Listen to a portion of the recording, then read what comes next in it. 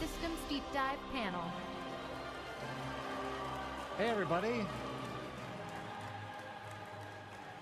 Welcome to the World of Warcraft Battle for Azeroth Systems Deep Dive. My name is Matt Goss. I am one of the designers on the World of Warcraft team. Today on stage, I'm joined by two of my fellow designers, Jeremy Fiesel and Russ Peterson.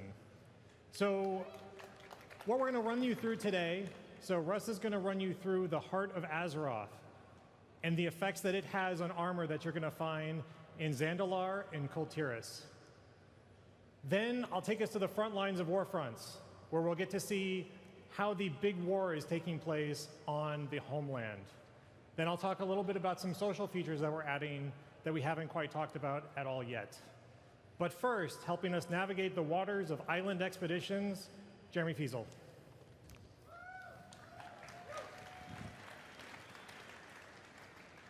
All right, island expeditions, or as we've just been calling them, islands. This is a new piece of small group content in Battle for Azeroth.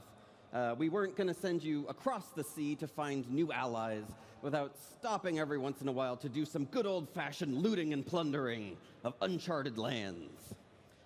But before we start talking about island expeditions, or the Heart of Azeroth, or even Warfronts, we should start by talking a little bit more about this substance azerite.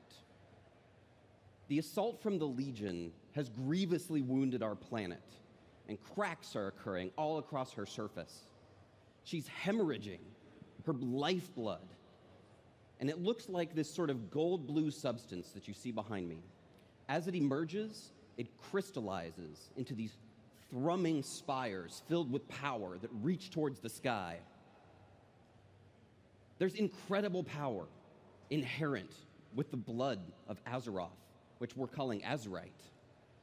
But for the Alliance and the Horde, this is a little bit like being the first group to discover plutonium. While incredibly powerful, we're not entirely sure what all it can do. And some of those mysteries you'll be exploring in Battle for Azeroth. But what both sides do know is that it has the power to be incredibly destructive. And whichever faction has the most of this stuff in their coffers when warfronts break out is definitely going to have the upper hand. Now, the gnomes and the goblins aren't just going to let this awesome new source of power show up without immediately developing some technology that will allow us to pinpoint where these hemorrhages are locating or showing up all across Azeroth. So they're going to give you some maps showing uncharted islands off in the Great Sea that are filled with azerite. As luck would have it, we've just made friends with the two groups that have the most powerful navies in the world, the Kul Tirans and the Zandalari. So you're going to log in and head down to the docks of your brand new hub city of Boralis for the Alliance, and Zuldazar for the Horde, and there you'll be conscripted by the Alliance to head off on an adventure. You're going to take one of their fastest ships and try to gather as much of that azerite as you can. Of course, once you arrive on the island, you won't find that it's necessarily undefended. This giant crab that we see here is not a friendly crab. The denizens of the island will fight hard for the azerite that they've already collected, because really every creature is drawn to this magical substance, even though they don't quite know why. So that was a little bit of the story behind your island expedition. Let's get down into some of the details. Island expeditions are 3-player scenarios, and they're role agnostic. This is something that we want to really play with this time around. If you want to bring in 3 tanks or 3 healers, we definitely want to support that. And we've learned a lot about individual class-based gameplay and rare spawn gameplay and world quest gameplay throughout the last couple of expansions. All of that knowledge we're applying here to give you an awesome experience no matter what group you come in with. They're intended to take about 15 to 20 minutes, and being role agnostic, you'll also have a relatively rapid queue. That means that just about any time of the day, you can hop in, queue up, and knock one of these out and grab some azerite. And last but not least, the major goal here, of course, is to obtain azerite, to fill up the hull of your ship and leave victorious with azerite for your faction, but also some for yourself. Gaining Azerite comes in a wide variety of different sources. You can find it on Azerite nodes or seams. Creatures have been collecting it and gathering it up into chests, baskets, and bags. Like I said, everything's kind of drawn to it a little bit, and they don't want to let it go. It has this inherent power.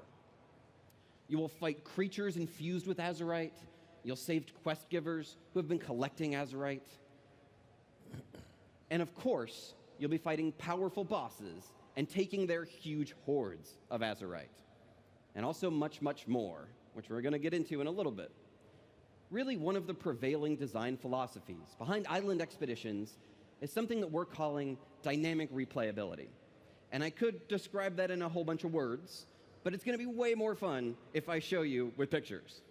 All right, so imagine you and your friends queue up for an island expedition, and you arrive on this sort of idyllic tropical landscape. It's nice, you know, looks kind of like what you would expect an island to look like. It's the middle of the day, it's a pretty day. And today, you find the island is inhabited by a couple of hosen sitting next to a chest filled with Azerite. To the left of them, you see a giant Azerite-encrusted starfish. Of course, you can pick up the starfish and fling it at any enemy to disorient them and let you do extra damage to them for a little while. There's a couple of ambient crabs wandering around on the shoreline, and in the back right there, you see a creepy-looking hosen shrine. If you click on that shrine, it will give you a powerful buff, but every shrine buff also comes with a detriment, and you can't remove it until its duration expires. So you have to be sure that you want to really opt in to that gameplay, that extra difficulty. In this particular case, this shrine makes you do extra damage, but reduces your armor. In the back left, you see a very large crab that we saw earlier, who is guarding a huge spire of Azerite. And as you can imagine, he's going to be one of the more powerful foes in the sort of scene that we created here. So what did we just craft? Really, what we've created is a puzzle.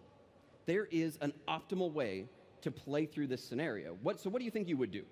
You would probably kill the hosen, you would take their chest, grab the starfish, maybe go to the shrine at that point, you would starfish the crab, which is a weird phrase to say, and then while he's disoriented, do a bunch of extra damage to him, maybe even killing him before he can hit you, so the debuff sort of portion of that shrine never even gets realized. And then you take his big chunk of Azerite. Super cool, right? We solved this puzzle, we tactically worked our way through the game, and we found the most efficient path through this particular chunk of the island. Now imagine that you and your friends finished this island, you did great, you were victorious, and you queue up again.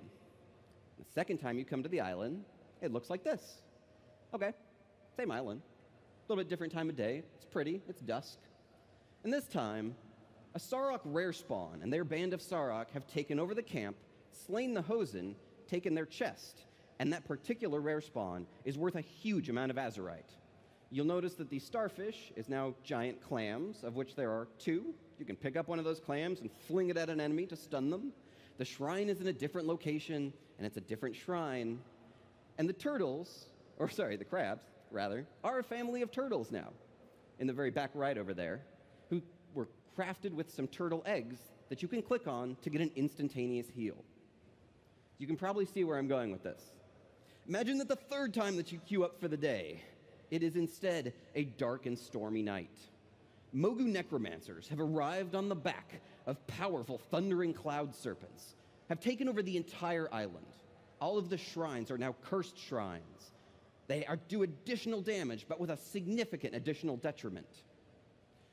The Mogu have also opened up this portal that you see in the back right there to a Mogu Necrolord's crypt, 1,000 yards beneath the surface of Azeroth. And if you go walk into that portal, you will port down into that crypt, and one of the passages through it will be open for you to defeat the boss at the end and gain their Azerite. So what did we really just show you here? Every time you come to this space, the puzzle is different. The creatures are in different locations. The Azerite is in different quantities and different spots. There are additional gameplay elements scattered throughout the world, and it's always a little bit different. All of these things are what you might call procedurally generated on the island space, so that every time you come here, you will find different creatures in different organizations with different amounts of Azerite.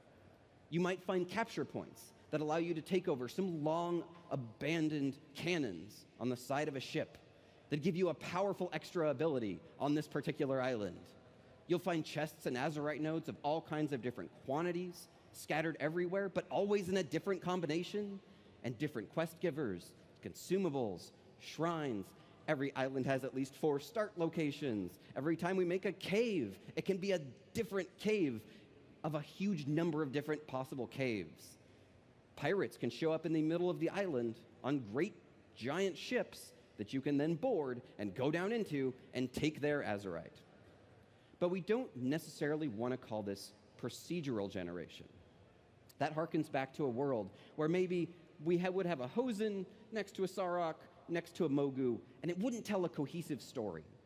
In all of those pictures we just showed you, really what we started with was telling a story, and then we generated the world afterwards. It's a little bit like going on an adventure and just filling in the blanks. We landed on a tropical island in the middle of the night, and it was inhabited by Mogu necromancers.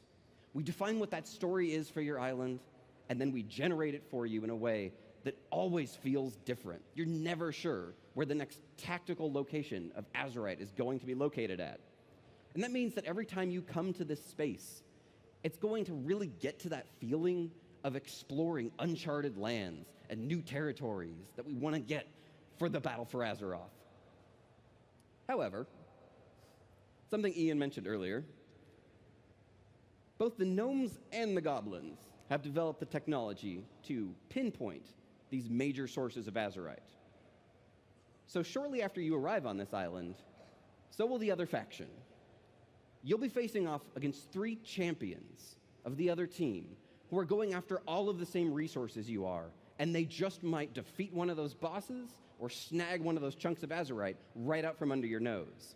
This provides a real time pressure to make those tactical decisions and play that puzzle efficiently that we think adds the icing to the cake of this system.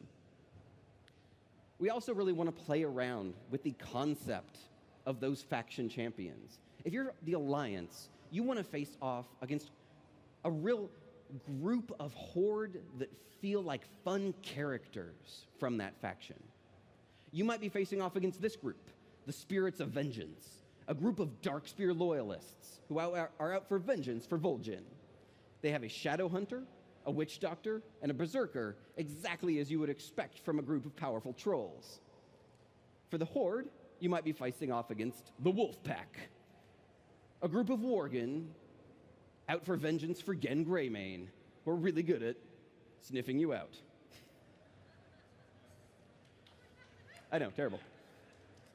But you might be thinking to me, okay, I've been playing this game for like a decade at this point. If I fireball this big Magneron right here, I know exactly what he's going to do. He's going to run right up to me, and he's going to punch me in the face. And then if I run really far away from him, he might run back to his spawn point. So you, game designer, I'm going to beat you at your own game, and I'm going to drag all of these NPCs off into a corner while the rest of my allies go and take over the island. That's an interesting problem. And spawning up a world where different resources can show up just about anywhere presents a lot of interesting problems for World of Warcraft AI.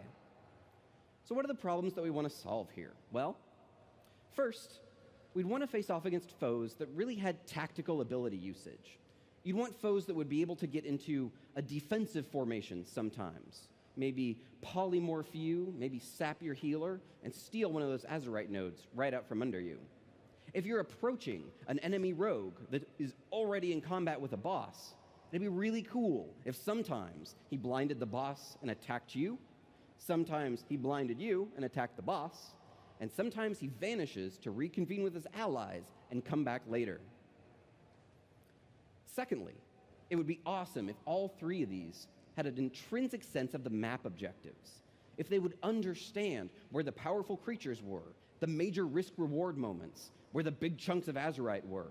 That provides really an extra tension that you want when the creature is also going after the really important things while you're going after it. The end result of both of these is AI that can make strategic decisions. They can decide whether or not they want to stick in combat or leave combat. You'll finally face off against an AI that every once in a while will polymorph you, mount up, and just leave because he's got better things to do. That's also one of the really fun parts about messing with this system, is that you can create AI personalities. We could, for example, make an undead rogue named Sneaky Pete, who every once in a while, when he sees that you're getting in a little over your heads with one of those powerful creatures, might vanish, sprint over, sap your healer, and jump you. It'd be mean, but we could do it. And it would be unlike any creature that you've already seen in World of Warcraft. And why? Because ultimately, there's a huge amount of unpredictability there. We've programmed a creature that we are calling advanced NPCs that can play their way through a procedurally generated space intelligently and can go into various different modes of combat that aren't just run up and punch you in the face. One of the other things that islands allow us to do is to take you to a wide variety of different locations. You saw a tropical island earlier. That was our first island. And this is the second one we're showing off today. It's an abandoned Gilnean village. Well, almost abandoned. The walls of the city up on the hill have been closed tight for years. This is a two-part island where you'll be facing off against your foe in the lower portion and the abandoned lighthouse. And then halfway through the map, the gates to the abandoned city open up, and you get to see what happened to all of the denizens inside there. I won't spoil it for you, but it's generally spooky stuff. Going to the 1,000 islands of the Great Sea really gives us this awesome opportunity to take you to a wide variety of different visual locations. We put together a quick video showing the first two of our islands.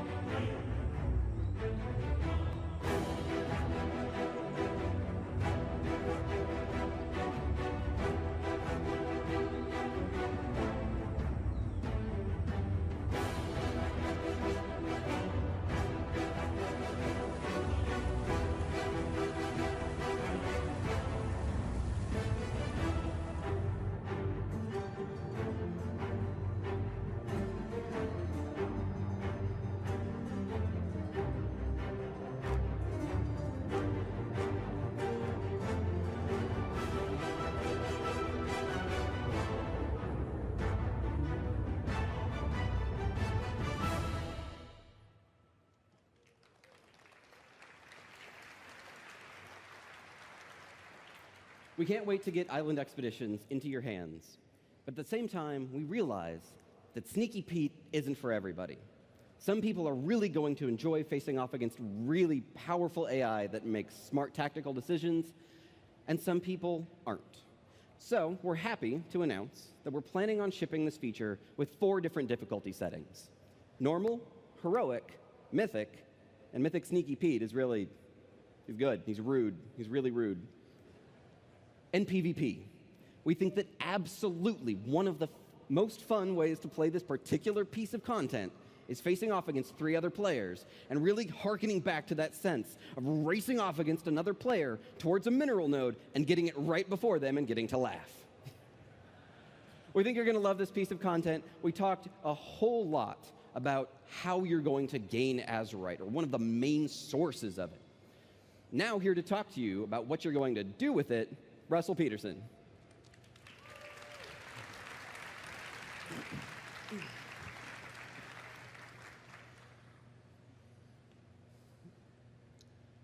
The war that seems to be brewing, the island expeditions are just the prelude to that. The planet will soon be consumed in all-out war. The discovery of Azerite and the arms race that it's kicked off has so completely consumed the attention of both factions, they've forgotten the victor of that war is likely to inherit a dying world. It's always been the mission of the Burning Legion to destroy Azeroth, and it seems that even in their defeat, they've finally struck the killing blow. Only Magni seems to understand how desperate the situation has truly become. He's appealed to the leaders of both factions and has been turned away. He instead calls to you, the greatest heroes that Azeroth has ever seen, When you answer his summons, he'll entrust you with an ancient Titan artifact, the Heart of Azeroth. Magni believes that the Heart of Azeroth holds the key to undoing the worst of the damage inflicted by the Legion. You'll carry the Heart of Azeroth around your neck as you adventure on Kultiris and Zandalar. It's up to you to save the world. Again, a little bit more literally this time than in previous expansions. The Heart of Azeroth is the focal point of your character's progress throughout the expansion. When it comes in close proximity to Azerite, the Heart of Azeroth absorbs a fraction of its power. It grows stronger. It levels up. You'll gain Azerite from familiar activities like raids, dungeons, world quests, PvP, and new ones like island expeditions and warfronts. As the Heart of Azeroth gains in strength and levels up, it becomes stronger in its own right. It may gain unique new abilities, but most importantly, it gains the power to awaken latent abilities in other pieces of armor that you'll find. This is an in-development look at how you'll interact with an individual piece of Azerite armor. Each piece has 4 rings containing powers. Each of those rings unlocks at a different Heart of Azeroth level. The outer rings are relatively accessible. You might loot an item and discover you can pick 1 or 2 powers immediately, but the innermost powers will require you to further empower the Heart of Azeroth. Once the Heart of Azeroth has awakened a ring, you simply choose a power, and it becomes active on your character for as long as you wear that item. Now, you've seen items with powers on them before, but Azerite armor powers are in multitudes. And it's up to you to decide how they affect your character. This is an important distinction from what's come before. You might find a power that makes you think twice about using a talent that you'd previously written off. You might find a power on a helm that you'd previously seen on a shoulder while you were leveling up. And you will certainly find combinations that reinforce your favorite way to play your character. Now, you're going to be able to do this every time you find a new item. The key to all of that and the freedom of experimentation is that the Heart of Azeroth is the source of that power. Whenever you loot a new item and you awaken Azerite powers on it, your Heart of Azeroth doesn't change. Anytime you loot Azerite, you make your character stronger. If you try a new item on, you have no progression setback whatsoever. You will always be moving forward. Now, I know you're thinking, oh, this sounds like a lot of randomness. That's not true. Each of these items has a unique handcrafted layout, and it's the same every single time you see the item. You'll be able to open the dungeon journal and determine which powers affect your character the way that you prefer and know exactly what you need to do to acquire those items. And you'll always want to acquire the strongest version of the item. The strength of an individual Azerite power is derived from the item level of the item that it belongs to, which is a very carefully worded way of saying the Mythic Dungeon version is better than the Heroic Dungeon version. You're always going to want to have the most powerful version of the item possible. This is a little confusing to think about in the abstract, so let's walk through an example together. This is Sardina. Sardina is an orc shaman. She enjoys long walks on the beach, Kungaloosh, transmog runs, and she raids with her guilds 2 nights a week. She mostly plays elemental, but every once in a while she'll switch to restoration to heal if somebody can't make the raid or to do some mythic dungeons. She's going to help us walk through this example today, and she's really excited to be here. Sardina's Heart of Azeroth is currently level 20. Now, any of the numbers that I'm going to use here are hypothetical. Don't get mad at me when it's not like that when the game comes out. Level 20 is good enough to unlock the first 2 rings on her helm, the Coif of Entwined Fates. The 3rd ring requires level 21. It just so happened to be checking in with her during a dungeon run. She completes the dungeon, loots the Azerite off the boss, and immediately her neck levels up to 21. There's no items to click, it just happens. Doing that, it unlocks the 3rd ring on this item. Now, Sardina's been looking forward to this for a while. She knows the choice she's going to make. So she selects the power, and it immediately becomes active on her character. But why did she make that choice? Let's talk just a little bit about how we want the system to work. The most important part of this is that we want the choices that you're going to be presented with to make sense with one another. If I give you a choice between your lightning bolt does 20% more damage or you gain 20 fishing skill, I have a pretty good idea of which one of those you're going to choose. You were here this morning for Ian's talk. You know Queen Ashara is on her way, that fishing skill is going to be really important in the raid, and you're going to be prepared for it. No, you're going to take the lightning bolt damage. We want these choices to be something where you look at it and you say, yes, all of those things belong together, and my favorite one is this. But we want these to be about more than just raw power. We want them to be about how you express yourself as a character or as a player. And we want them to provide things that aren't just bigger, better, more. So the choice that Sardina made was between a power that affected Ghost Wolf and gave it an extra boost of speed after you're taking damage, or a power that affects Astral Shift and helps reduce the damage taken when the power is active. Sardina looks at this and she says, this is about standing in the fire. I can take the Ghost Wolf power and I can get out of the fire really quickly. Or I can take the Astral Shift power and maybe I don't have to get out of the fire at all.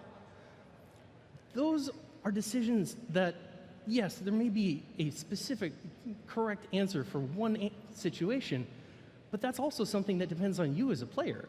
If you are not very good at noticing when you're in the fire, maybe you go with Astral Shift. But Sardina goes with Ghost Wolf because when she heals, there's nothing that drives her up the wall faster than DPS who stand in the fire, and she's not going to set a bad example. We hope that these kinds of choices will be present all throughout the expansion. One of the really exciting things about Azerite armor is that we get to introduce new powers later in the expansion that you've never seen before, and you have all new choices to make. And I hope that you choose to use these powers responsibly, in the way that Magni hopes that you do, to save Azeroth. But if you were here this morning and you saw that cinematic, and you heard the screams of the Banshee Queen, or saw the way Anduin rallied his troops, you probably want to know how you're going to be taking the fight to the other faction. And here to talk about Warfronts is Matt Goss. Good job, bud. All right, guys, let's go to war. So, you saw islands. Islands are telling the story of the skirmish that's going on between the Horde and the Alliance, between our two continents. Warfronts are telling the story of war on the homeland.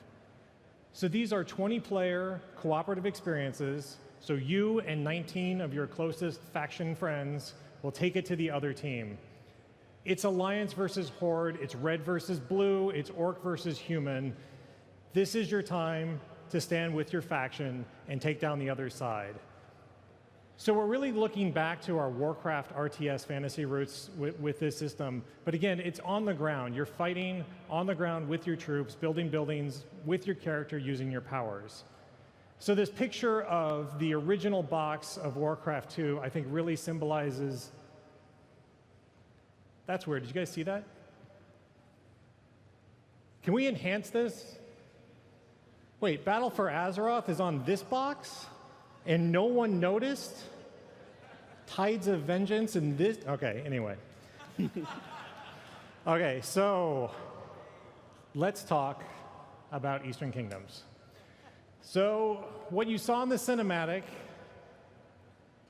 Undercity lies in ruins now. Okay, you're right, wait. More ruins. I guess it was already kind of messed up before, but definitely more ruins at this point. So this means that Alliance have control over Eastern Kingdoms. It is very close to falling to the full Alliance. The fight is going to end, the fight is going to continue, I should say, in Arathi Highlands, where the remaining members of the Horde will face off against the Alliance pushing north. All right, so for the Alliance, why is this important? Well, the Undercity isn't defensible. The Horde is still up to the north, and they're still angry. Silvermoon City is up there. It's a zone boundary away. There's like a loading screen, but they can probably make it through. Probably make sure. And this is a place you can make a stand and cut off the north. Now, for the Horde, you got to make a stand here. You've already lost your most defensible position. This is your time to prevent the Alliance from building up. It's also a great place to launch attacks on Gilneas if we were to do such a thing. So the first warfront that we're going to have in Battle for Azeroth is Stromgarde, the fight for Stromgarde. Okay, that's the original version of Stromgarde. That's the new version of Stromgarde. So we're still working on the map, so it'll probably change as we get through it all, but it's very cool. So Alliance, you're going to try to reclaim the original seat of Stromgarde and use it to defend yourself against the Horde. So the first thing you're going to do when you get to a warfront is you're going to establish your base. So for Alliance, you're going to build a town hall. For Horde, you're going to build a Great Hall. After that, you're going to do one of two things. You're going to start gathering resources, and you're going to start taking territory. Resources are very important to the game, just like they were in the original RTS. You got to collect lumber, you got to collect iron, and you got to put those together to build buildings. Territory is also very important because territory will unlock new buildings and new research and new available opportunities that you can take on the battlefield. All of that iron and lumber that you're building and a fantastic flannel progression system that you'll have for chopping down trees, you're going to build your base. So this is actually the original Warcraft 3 tech tree for Horde. We are trying to follow this as close as we can because we think it's awesome. So you're going to build a Great Hall. You're going to build a barracks, and from the barracks you're going to train troops. You can build an armory, which upgrades your troops. You can build a spirit lodge to build shaman. All of those things will be important for the fight. If you're Alliance, you're also going to build a barracks, but it will be riflemen and footmen and knights, just like the original RTS. So I know what you're thinking. You're thinking, cool, building bases with 19 other people sounds super fun. I'm sure we'll all decide the right buildings to choose, and it'll go fine. So the way this works is you actually get to gather your resources for yourself, and then you can contribute them to which building you want to build. Whenever that building has enough resources to build, peons will start running over and putting it together. So the choice is made by everyone. If you work together, you're going to build buildings faster, you're going to go through it, but nothing is lost. With those buildings, you now need to build your army. So each building that you build that builds units, like the barracks, you'll be able to build those grunts and footmen, and you'll send them to the front line. When you build them, they'll take off running to the front. But you should be there with them. You need to lead them into battle. You're going to the enemy gates, you're destroying their walls, you're killing their commander. That's what you need to do, and you need an army to do that. But again, you're not the only one here. The other side is also there. They also want to build an army, and they might have already built an army. They also want to take your gates down. They also want to crumble your walls and kill your commander. So not only are you taking territory and gathering resources, you're also defending. You need to defend the territory that you take. You need to defend your base, or else you'll lose. So each time you play through a warfront, we're trying to look at different systems to make it feel different. One of the ones we're really excited about is this concept of different enemy commanders. Again, going back to that original Warcraft fantasy. So imagine you have a human commander that you're fighting against as Horde. He might have upgraded knights and footmen that he sends all the time. Or you could have a dwarven commander who has upgraded riflemen and also has a special unit that no other commander has, a dwarven mortar team. You're also going to be able to research new war technology outside of the warfront so that you can bring it in the next time you play. And finally, we're actually having these battlefield events prop up while you're playing the game. So let's say one of your games, a goblin merchant shows up and he offers to pay for some mercenaries to fight for your side. That is all we have to show for warfronts today. Moving to the next topic, social features. So when we looked at Battle for Azeroth and we were trying to get to, we really found an opportunity with social features. Our goals were really pretty simple, I think. We really like the social structures that you guys have. We love guilds. We hope you guys love guilds too. But we found we could make it easier to communicate, make it easier to make connections and keep connections in the game. So your social structures that you might have right now, let's say that you have a guild. You have a raid group that may meet Wednesday nights. Maybe you do PvP during the week. You also, on the weekends, you do pre-made group finder for your raided battlegrounds and your Mythic Keystone dungeons. If all of these social structures take place in a guild, you're probably doing okay. Otherwise, you're probably looking at other apps or other ways to manage those connections and keep in contact. Specifically, if you're doing a lot of pre-made group finder, you might find it really frustrating to every single group you join, having to find the next app you need to download, figure out what server you want to connect to, just to talk to people in that group. So the first thing we're going to do is we're going to integrate Battle.net voice into World of Warcraft. So this is the same voice that Overwatch uses, so it's the same quality and the same, it should be the same easy to use. It also is integrated into our game, so rather than having to look at another app to figure out who's talking and correlate that name to the character names in the game, you'll just be able to see a little pop-up with their name and a little speaker icon. So if you're in a pre-made group, you'll get a little pop-up that says, hey, would you like to join the voice chat? You say yes, and you're in. For the other social structures that we have, we thought that Guild was cool, but we wanted to do a little bit more to support those features. So we're introducing WoW communities. So these are character-specific groups. They're cross-server, so you can keep in touch with your friends that are on different servers than you. And you can be in multiple communities at the same time, in addition to your guild. So the features that we have for communities, you get a roster of members, you get the people that are in the community. You have very simple role management, so you'll be able to have like a founder, an officer, and members of your guild, so you can manage who has control. This is all integrated into Quick Join. So when you see a community member join into a game, you can hop into their queue and join in without losing any time. These will also be integrated with voice, so you can be able to talk to your community just by clicking a button. We also are introducing auto-maintain calendar invites. So right now, you make a calendar invite, and you might have to manually keep track of who's in it. With this, if your community is managing the calendar invite, once you make it, like let's say the Wednesday night raid, once you make that calendar invite, anyone who joins your community automatically gets that invite. Anybody who leaves your community automatically is removed. And we're also putting text chat history into the game. So let's say that you are playing, you have to go for an hour, and then you come back an hour later. You'll be able to see all of the history of every community that you were listening to or that you were talking to in chat and be able to catch up with the conversation right away. So you're probably thinking, those sound great. I wish I had those in the guild. So all the new things for guilds will actually be in Battle for Azeroth too. So voice integration, automating calendar invites, and text chat history will be part of your guild. So yeah, it's cool.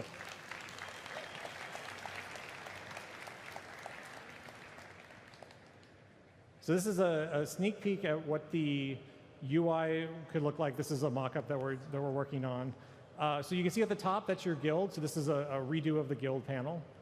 You can see the chat that's going on inside. When you actually see the chat, you can also pipe the chat back into your normal chat frame. So /G will still be there. And you can take your communities and make it /1/2.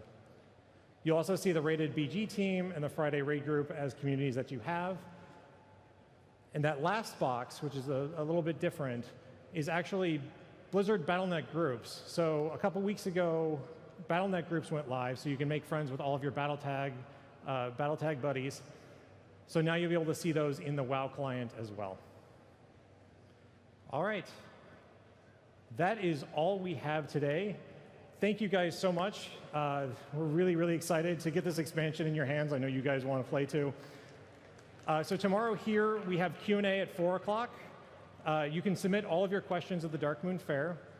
Also, there's an art panel tomorrow at 12:45 on the Legendary stage. You should go check that out too. Thank you guys. Thank you so much. Have a great BlizzCon.